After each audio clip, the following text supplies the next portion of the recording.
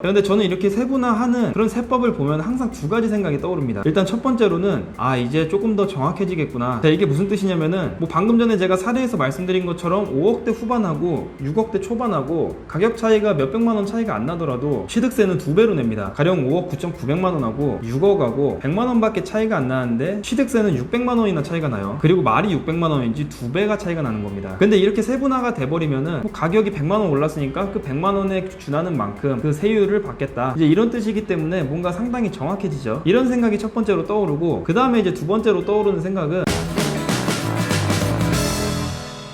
자, 반갑습니다. 지난 8월 13일 날에 행정안전부에서 취득세율을 세분화시키겠다라고 얘기를 했어요. 자, 우리가 이제 부동산 거래를 할 때 가장 알아야 될 세금 중에 하나죠, 취득세. 자, 오늘은 이 취득세를 그럼 과연 어떤 식으로 세분화를 시키는지 거기에 대해서 한번 간단하게만 좀 말씀을 드릴게요. 자, 현재 우리나라의 주택 취득세는 금액 구간에 따라서 크게 세 군데로 나뉩니다. 6억 원 이하는 1%, 그리고 9억 원 이하는 2%, 그리고 9억 원 초과는 3%, 이렇게 해가지고 총 세 군데로 구간별로 나눠져 있습니다. 그리고 이제 주택 외 같은 경우에는 4%를 받는데, 아무튼 이 중에서 이 첫 번째 구간하고 마지막 구간인 1%하고 3%를 제외하고 가운데 구간인 이 2%를 세분화해가지고 취득세를 매기겠다라고 얘기를 하는 거예요. 자, 이 이유는 이래요. 자, 뉴스 기사를 보자면은 실제로 지난 말 기준 취득세율이 2%인 6억을 갓 넘는 6억에서 6억 1천만원 주택의 거래 건수는 1021건인데 비해 1%를 적용받는 5억 9천만원에서 6억 원 주택 거래 건수는 6393건으로 6배나 많은 것으로 나타났다. 취득세를 낮추기 위해 거래 가격을 허위 신고하는 것이다 라고 해요. 신고를 허위로 할 수도 있고, 아니면은 그냥 6억짜리인데 취득세도 낮추고 서로 좋게 하려고 그냥 5억 9,500으로 해가지고 이렇게 거래를 하는 경우도 있고 그러겠죠. 아무튼 팩트는 이 취득세 구간이 나뉘는 것, 그 기준에 따라 가지고 이 거래 건수가 무려 6배나 차이가 났다는 겁니다. 그리고 이제 이거를 방지하기 위해서 그러면은 6억 원서부터 9억 원까지 이렇게 1%씩 확 느는 게 아니라 금액에 따라서 조금씩 늘어가지고 가운데 가격은 똑같이 2%, 근데 양쪽 끝에 있는 가격은 각각 1%에 가깝고 3%에 가까운 가격으로 해가지고 그렇게 매기자 라고 한 게 이 취득세를 세분화하는 법의 취지예요. 그런데 저는 이렇게 세분화하는 그런 세법을 보면 항상 두 가지 생각이 떠오릅니다. 일단 첫 번째로는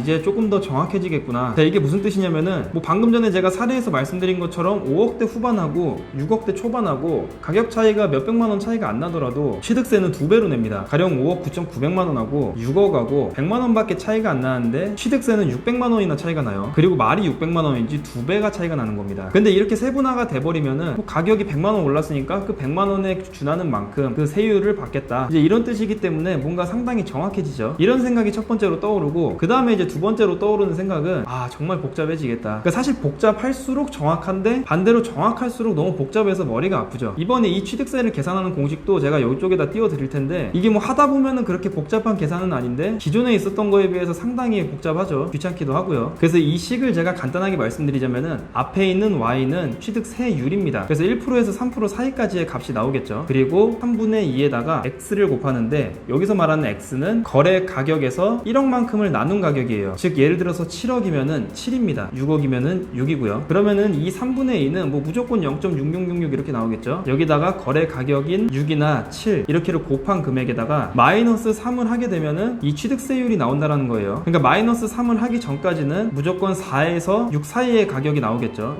그러니까 이제 마이너스 3을 하는 것이고요. 제가 직접 일일이 계산해보진 않았는데 이게 100만원 기준으로 0.0066%만큼 증가가 한다고 해요. 그러니까 기존에 비해서 훨씬 더 합리적인 건 맞죠, 사실은. 그런데 다만 이제 머리가 아프고 조금 귀찮을 뿐이에요. 사실 근데 이번에 이 취득세 세분화 때문에 제가 아까 전에 앞에서 설명드린 그런 앞으로 세분화가 되겠고 머리가 아파지겠구나 라는 생각 이외에도 한 가지 찜찜한 게 있어요. 여러분들도 제가 영상 초반서부터 지금까지 오는 동안 계속 얘기를 하는 동안에 아마 계속 느끼셨을 거예요. 왜 1번 구간하고 3번 구간은 안 건드냐, 왜 2번 구간만 건드는 거냐, 이게 상당히 조금 찜찜하죠. 그래서 결론적으로 놓고 보면은 정부에서는 세금 수입을 높이기 위해서 그런 거예요. 그런데 아까 전에 이 6억대 문턱을 넘는 그런 부분을 방지하기 위해서 이제 이렇게 된 거니까 전체적으로 세금 수익이 늘어나겠죠. 그리고 세금을 내는 입장에서도 공정하죠. 그런데 1번 구간은 왜 안 건드렸냐, 여기는 건드려봤자 낮출 거밖에 없어요. 5억짜리 집을 사더라도 1%고 1억짜리 집을 사더라도 1%예요. 어떻게 보면 되게 합리적인 거죠. 사실 이게 가장 합리적인 거긴 한데 한데 왜 6억을 넘어가는 금액서부터는 1.1%가 되기도 하고 3%가 되기도 하고 뭐 이렇게 퍼센트가 달라지는데 이 밑으로는 그대로 그냥 1%냐? 요걸 건드리는 순간 무조건 0.몇 %로 떨어지기 때문에 세금이 감소하죠. 그럼 정부 입장에서는 요거를 바라지 않습니다. 그렇기 때문에 요 구간은 건들지 않는 것 같고요. 그 다음 마지막 3번 구간인 이 9억을 넘어가는 금액에 대해서 안 건드리는 이유는 이 마지노선을 정하기가 상당히 애매해요. 뭐 9억을 넘어갔는데 마지노선을 뭐 12억으로 둔다든지 아니면 15억으로 둔다든지 뭔가 이런 기준 금액을 정해야 돼요. 먼저 그렇게 되면은 반발이 조금 먼저 일어나겠죠. 뭐 어쨌든 반발을 겪고 나서도 이렇게 정한 다음에 똑같이 이렇게 세분화를 시킨다 하더라도 올릴 수 있는 맥시멈 금액은 4%예요. 그럼 뭐 가령 15억으로 가격을 정했다고 했을 때 이 15억 이상으로부터 뭐 100억도 있고 1000억도 있죠. 근데 이 금액들도 4%를 넘지는 못해요. 그럼 굳이 이렇게 정한 다음에 얘기가 많아질 바에는 이 9억이 넘어가는 이 금액 구간에는 정하지 않는 겁니다. 뭐 저는 그렇게 생각을 하고 있어요. 그리고 왜 올려봤자 1%밖에 못 올리냐? 현재 주택 외에 있는 세금 구간이 제가 아까 전에 4%라고 말씀을 드렸죠. 그래서 이 4%를 넘기기가 쉽지가 않은 겁니다. 아무튼 뭐 정부 대 국민의 입장으로만 봤을 때 우리 국민들은 내는 세금은 늘어났어요. 대신에 이제 우리들끼리 안에서 조금 더 형평성 있게 됐죠. 똑같이 6억에 거래했는데 누구는 5억 9천에 신고해가지고 세금을 600만원 밖에 안 내고 누구는 6억에 신고를 해가지고 세금을 1200만원을 냈는데 이제는 얘나 별 차이가 없다. 엄청나게 형평성이 있어진 건 맞는데 전체적으로 우리 국민들 입장에서 주는 세금은 많아진 건 맞아요. 그래서 지금 요거를 뭐 좋아하기도 그렇고 뭐 안 좋아하기도 그렇고 상당히 난해하긴 하죠. 다만 요쪽 구간만 정했다라는 것 자체가 너무 의도가 눈에 뻔히 보이니까 그게 조금 안이 꼽긴 합니다. 그리고 뭐 요 세금을 잘 쓰고 여태까지 잘 활용하고 했으면은 뭐 사실 세금을 내는 입장에서도 아 이게 다 나한테 돌아오는 거나 라는 생각이 들 텐데 너무 뻘짓거리 애들만 쓰니까 이 세금을 내면은 그냥 손해라는 생각밖에 안 들어요. 그래서 정부 입장에서도 뭔가 이렇게 세금을 더 많이 거들려면은 그만큼 좀 더 베풀어줬으면 좋겠어요. 그냥 뭐 탈세자들 잡는다 막 이러면서 탈세자들 뭐 나쁜 놈으로 이렇게 만드는 것도 좋지만 뭐 그래야지 뭐 세금을 내는 사람이 억울하지가 않으니까 뭐 그러면은 좋지만 이 세금을 좀 똑바로 써가지고 내는 사람들도 기왕이면 조금 덜 아까운 생각이 들도록 이게 좀 활용을 좀 잘 해줬으면 좋겠습니다. 자, 그리고 제가 마지막으로 간단하게 이 세금적으로 조금 정부 쪽에 부탁을 하자라고 하면은 이렇게 세분화시키는 거 좋은데 조금 어떻게 간단하게 할 수 있는 방법으로 좀 해줬으면 좋겠습니다. 뭐 가장 대표적인 게 양도세인데 계산이 안 돼요. 계산이 세무서에 가도 이 세무서 직원들도 계산을 못해요. 뭐 그러니까 이제 전문가인 세무사들이 있는 건데 이 주택을 구매하는 그냥 그런 일반 사람들 입장에서는 이 세무사들을 고용하는 것 자체가 굉장히 부담이에요. 뭐 어떻게 보면 이 세무사들도 이제 밥을 먹고 살아야 되기 때문에 뭐 그런 게 이제 전체적으로 뭐 국가 돌아가는데 이득이 될 수도 있고 뭐 그것까지는 제가 잘 모르겠어요. 근데 이제 그냥 일반 국민의 입장으로만 봤을 때 세금이 너무 복잡하니까 감도 안 잡힙니다. 감도. 그리고 이렇게 복잡해지는 것 자체가 훨씬 더 공정성이 있다라는 거에는 저는 무조건 100% 동의를 합니다. 서두에서도 말씀드렸지만 근데 기왕이면 조금만 더 간단하게 어떻게 할 수 있는 방법이 없나. 만약에 그것도 아니라고 하면은 뭐 있는지는 모르겠는데 이 딱딱딱딱 입력하면은 나올 수 있는 그런 프로그램을 좀 어떻게 개발을 해줬으면 좋겠어요. 일반인들이 쓸 수 있는.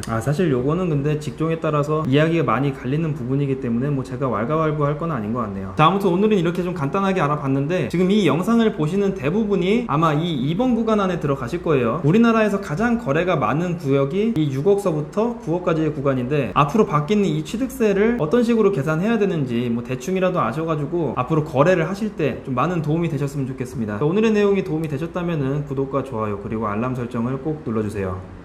감사합니다.